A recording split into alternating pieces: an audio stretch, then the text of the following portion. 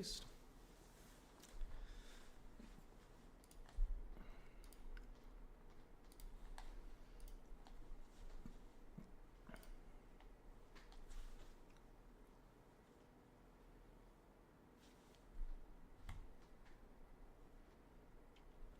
Hey everyone, happy Monday. Thank you for joining me. Hope everybody's having a good Monday, productive Monday. I'm gonna get my chats up on screen here. So, first big snow of the year this year in the Midwest today. Reports of up to 2 inches an hour in some areas. Quite a snow. Hope everybody's traveling safe. Maybe some people are enjoying their day off. Another big update. It's the Marines' 250th anniversary today. Happy birthday, Marines. Thank you for all you do for me and everybody else here. So, in big news, Trump apparently reached a deal with the Senate Democrats last night. Last night they invoked cloture. They said they would resume this morning at 11. Now they are back on the floor debating the Affordable Care Act once again. Find that interesting. The Affordable Care Act was maybe affordable at the beginning.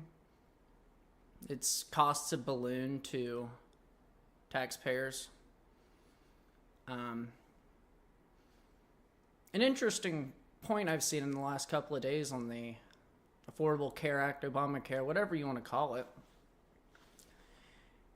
It currently costs more for people with Obamacare to pay out of pocket for deductibles than it does if you had no insurance and paid market price from the hospital.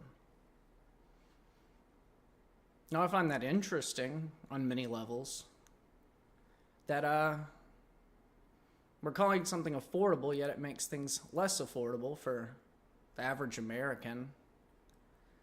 I guess it makes it more affordable for insurance companies, which we have continued to line the pockets of in many more ways than one recently.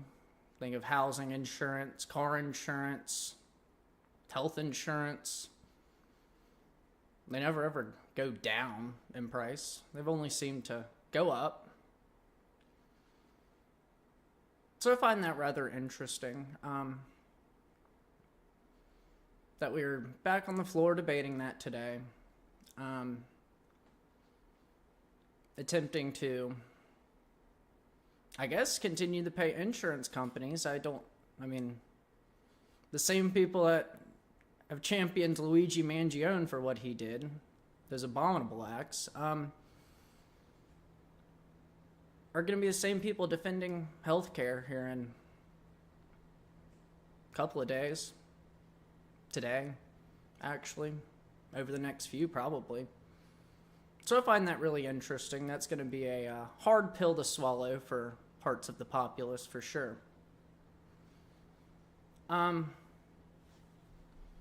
we get too far in, I want everybody to remember, like, comment, share this. If you want to support me financially on Rumble, there's a little money sign down there. You can do a one-time or a monthly donation. I appreciate it. Helps me keep this going. Keeps you guys up to date with the news.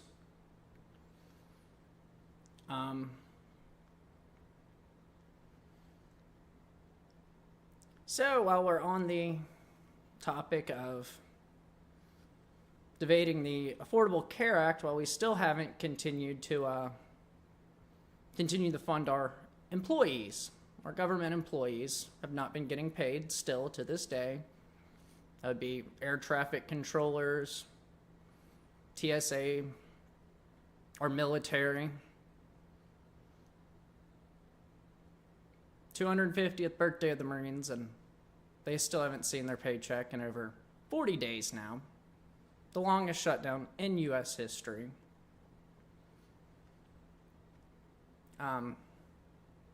More and more flights are being canceled. These are planned to go into the future. The longer we stall this, the longer that flights will continue to be canceled. So, it seems like this will impact everybody's Thanksgiving travel. Thanks, Chuck. But I hope he finds, peace in this. Peace of harming Americans' plans.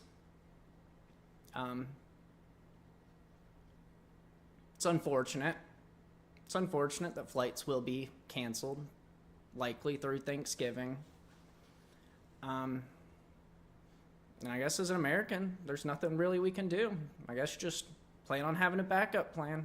If you have somewhere you want to be for Thanksgiving, start thinking of your backup plans, whether that's driving. It's gonna have to be driving. So, yeah, just be prepared.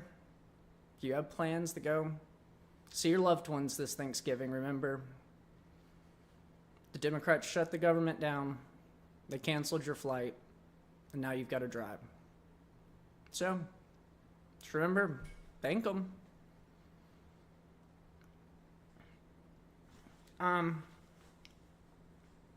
Over the weekend, I guess it was maybe Friday, late Friday, Trump proposed a 50-year mortgage plan. Now, I've talked with some people, and they say, oh, well, it'll make the barriers lower and you'll be able to pay it off quicker once you do make money. It's a temporary solution. I look at it a little differently. I see this as you will own nothing and you will like it. That seems to be more and more prevalent these days. We've decided that we're okay with that as Americans, I guess. I mean, not me personally, but the you will own nothing and you will like it is more and more prevalent than it ever has been. With renters societies, now proposed 50-year mortgages.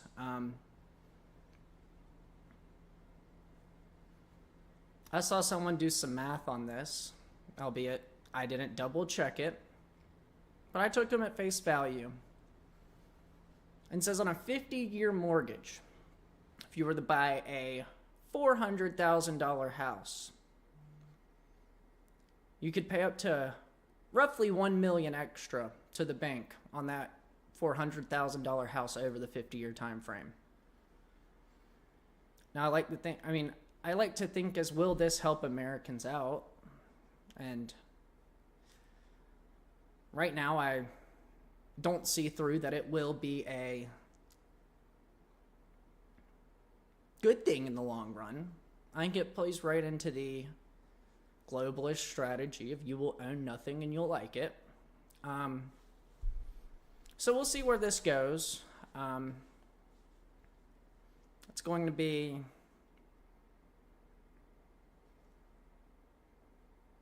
difficult to swallow, at least for right now, thinking that the plan would be for my first house, I would pay it off for 50 years. As of right now, that's 1 year short of my assessment of how long a average male in America lives. So I find that troubling. Maybe I'll get to spend 1 year in my starter home in my paid off starter home before I decease. But I don't think anybody should get on board with that. 30 years is more than long enough as of right now. There's no need to give more money to the banks than they already get from us. They seem to be doing well off. They always have money. They have more money than the American government right now. They have more money than me. They have more money than anybody. Because they hold the currency. So I thought of other ways to make the housing market more reasonable for Americans. I propose deporting 50 million illegal immigrants and freeing up demand on houses, making them more affordable for any home buyer. Period. More supply equals lower demand, and in turn lower cost for the consumer. That's what Trump ran on. So why don't we just free up the housing market instead? Make sure Americans can get the housing that they deserve so they can live the American dream. Because right now nobody's living it.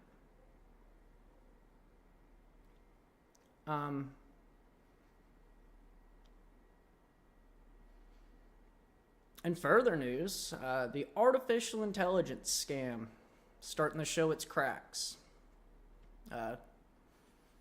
Companies invested highly in artificial intelligence, such as Nvidia and Microsoft, took a steep hit in the markets over the weekend. Average was about 10% market dip for companies invested in artificial intelligence. Now, I would argue a 10% market dip is a far cry from the claims from Microsoft last year.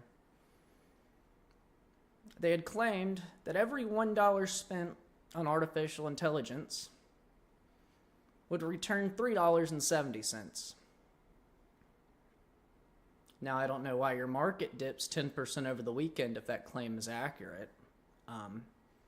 It's inexplicable why it would.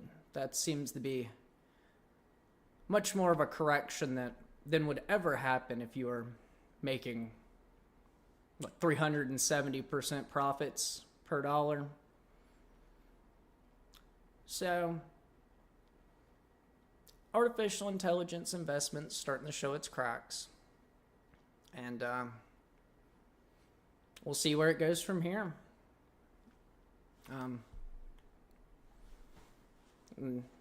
I'd like to reflect, I guess, on what artificial intelligence has gotten us as Americans. That 370% upvaluing of every dollar. All we have received as average Americans are temporary jobs. It brings in 200, 300 jobs to build these huge data centers. And once they're built, you only need 10 people staffing them. So we haven't seen much of the job growth that artificial intelligence has claimed it would give average Americans. We've seen water use restrictions in areas with data centers, more polluted waterways in the areas surrounding data centers, and the average American that's not around a data center gets all their social media clogged up with artificial intelligence images and videos, what I would call slop.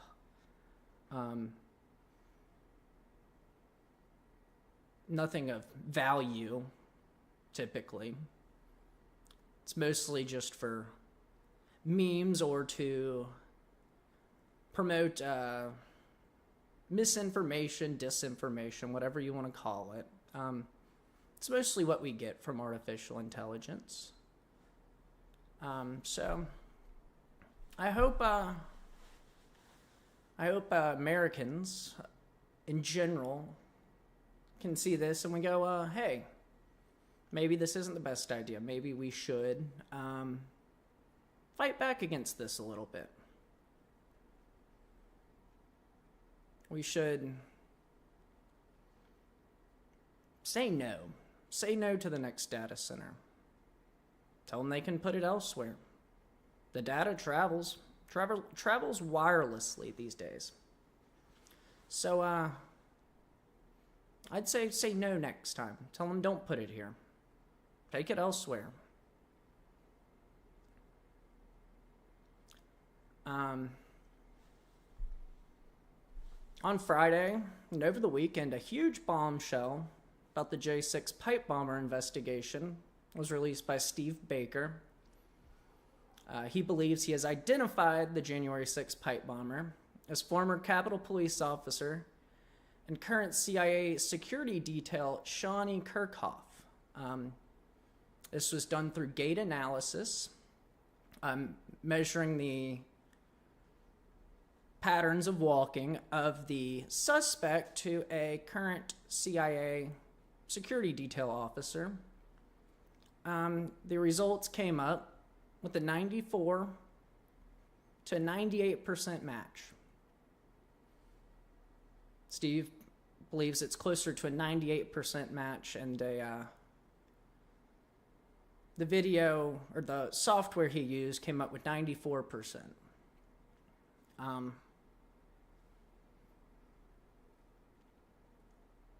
This is after months ago, a former FBI investigator, Kyle Seraphin, reported that the FBI had intentionally manipulated the footage of the pipe bomber, lowering both image quality or resolution and the frame rate of the video of the pipe bomber, making it much harder to identify. This is troubling for plenty of reasons. To plant a pipe bomb gets you a better job, gets you a raise, it promotes your career. So that is a rather interesting revelation here. And it makes you want to ask, how many other false flags were there on January 6th? We know that there were hundreds of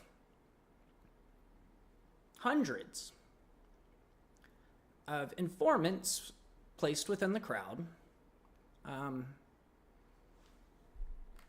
So, what else happened that we were misled about as the American public that day? And hopefully, in the coming days, weeks, probably months, maybe never, hopefully not never, more information about this will come out. We'll have a better understanding of that day, what really transpired, why Ashley Babbitt was killed, the only person killed that day, a protester killed by the Capitol Police.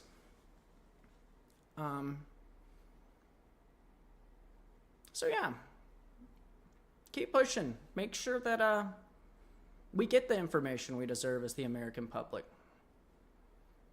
Make sure they can't just sweep this under the rug, because we deserve better from our government. We pay their salaries, and they stage false flag terrorist attacks on us. It doesn't sound like a good trade-off. So, in other news on the January 6th front, the BBC director, who deceptively added clips of President Trump's address on January 6th in the documentary, and CEO have been forced to step down today. Found that interesting. Seems like all this is unraveling at the same time. That's why I urge you to continue the push for answers as the public.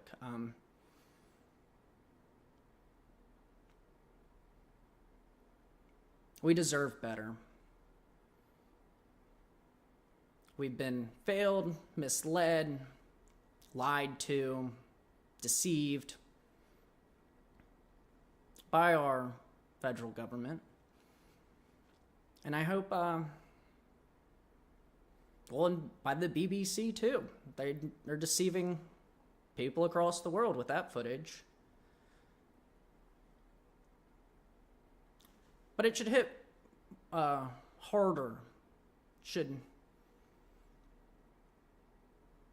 make you feel uneasy when it's your own government doing it to you.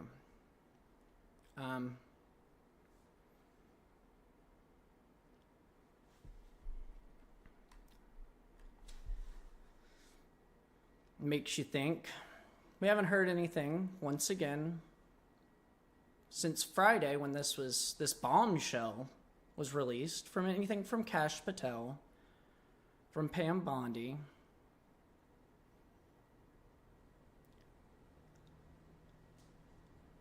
You've got to ask yourself, are they in on it? Could they be in on this? I wouldn't claim that they are. In fact, I think that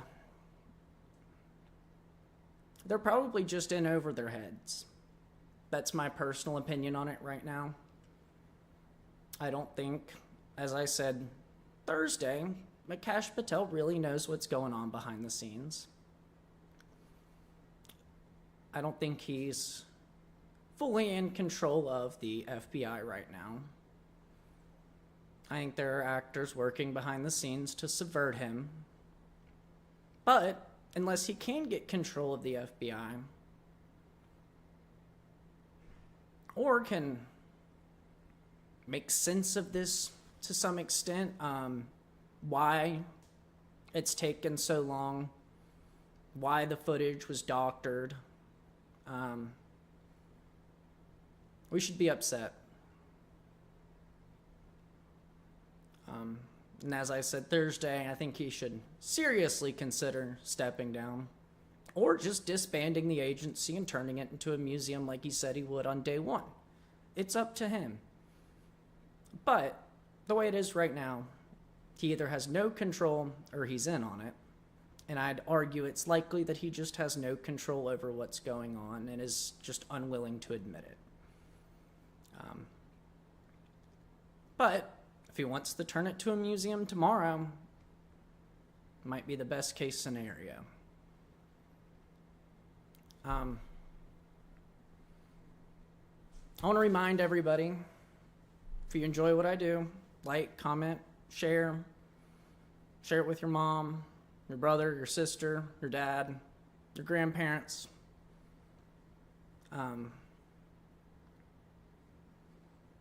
Like I said previously, you can support me financially, keep this show going, keep on addressing the issues here. And if anybody wants to sponsor me, like I previously said, you won't make my opinions change, but if you believe in me, I believe in you as a company, so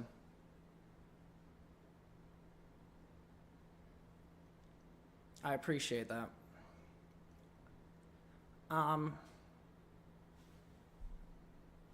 Interesting news out of the Olympics today. I said they will outlaw men and women's sports. Thought that was reasonable.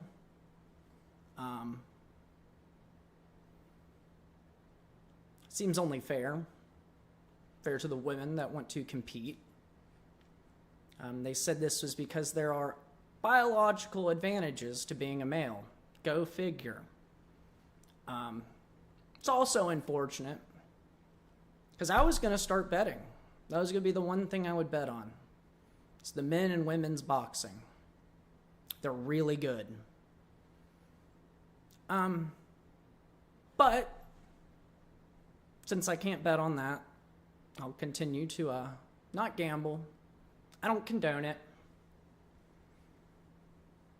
And on the note of gambling, we've seen over the last few weeks how it's manipulated sport in America. You have a couple Cleveland Indians right now in trouble for manipulating games, sports betting on games. Mostly small things like first pitch balls or first pitch strikes. But nevertheless manipulating games. The NBA, you have players point skimming.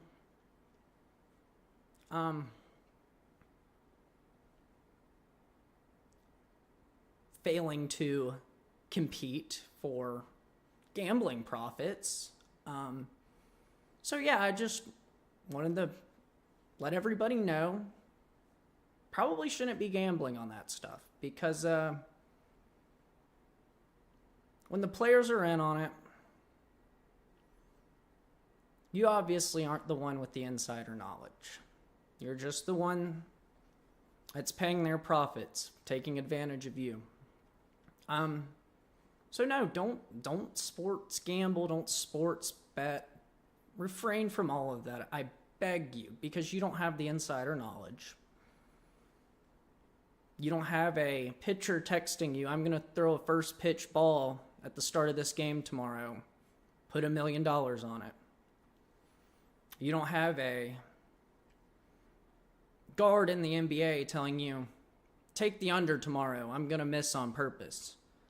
You don't have that advantage. Some people might. But as of right now, consider where you're at. Consider what else you could spend your money on. Whether that be a vacation, a car payment, a house payment, maybe working towards that 50-year mortgage we're all about to get. Just use a little bit of brain power before you make that next decision to put a $10 parlay on 3 people who may be manipulating outcomes. That's really all we've got for today. Like I said, big snow day up in the Midwest. Hope y'all are getting home safe today. It's rush hour. Lots of snows already fell. Snow's continuing to fall at unprecedented rates. So just be careful. And to all my people on the East Coast, hope you get home safe. To my people further west, hope you finish out your workday strong and you get home safe as well. If you're already snowed in, just enjoy it. Get you a hot cocoa. Maybe watch a Christmas movie. It's about that time. Well, thank you all for joining me. Remember to like, comment, subscribe, share. You spreading the message is everything for me. I try. I'm only one person. And if you do want to help me out financially, you can donate in the bottom, or I'm accepting sponsorships. Send me an email, DM me on X. I can negotiate. Well, thank you all, and be careful out there.